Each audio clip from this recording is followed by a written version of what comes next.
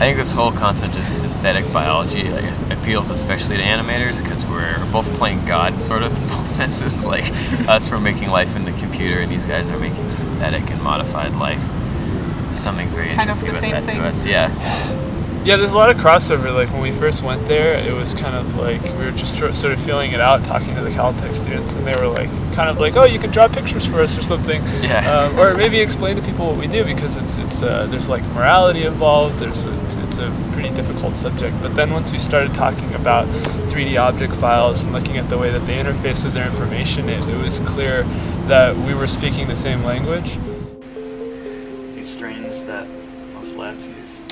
They did a study where they had people drink them. Oh my God. See what would happen, and really? They were totally fine. So wow. It's a fine reaction. Wow. The green light's green and the lights And so the promoter is what tells the cell when to start copying this DNA and turning it into protein. Does that make sense? Mm-hmm. So depending on what this promoter is how you change the behavior of the cell. So in the cells I showed you, the promoter is just always on. So the cells are just constantly going to crank out red fluorescent protein, which is why they were as bright as they were.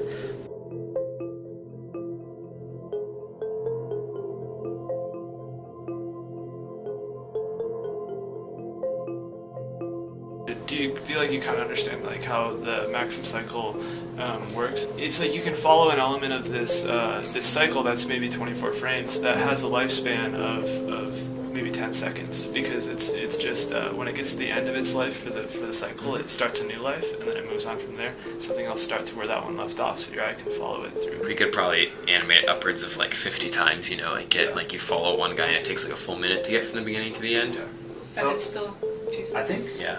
I honestly don't think you need that many keyframes in the animation because you're going to get a natural crossfade between the images Yeah, for but just the that time it might, takes them to make a different image. The thing about those natural fades is that they're not necessarily actually going to enhance Yeah. The way. animation in the way you might think they do. Yeah, like linear interpolation. It's like it basically just looks bad. Okay. You try to fight that as much as possible. Yeah.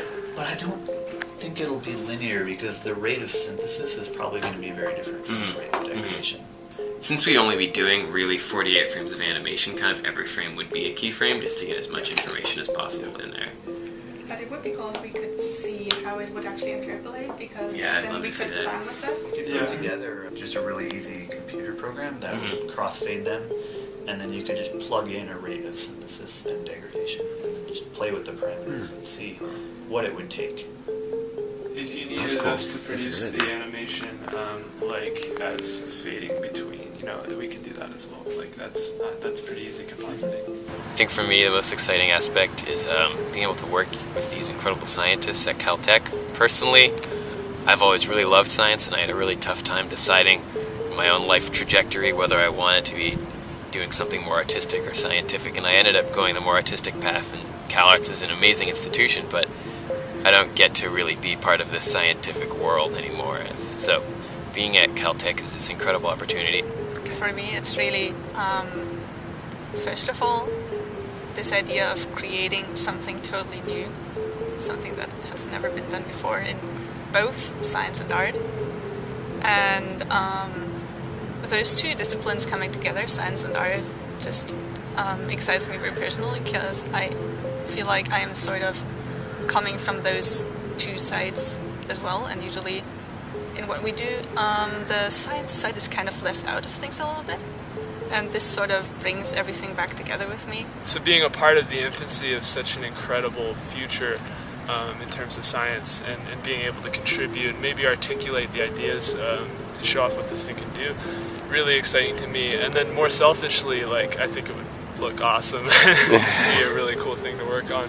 And like Charlie said, it feels like this is a place where they're actively building the future, so it's not that I just, I get to go back and do science, but we get to be surrounded by the best scientists and the brightest minds. This place has incredible history. Like, the stuff that's come out of these halls is astounding. The fact that we get to be here and just collaborating is amazing to me.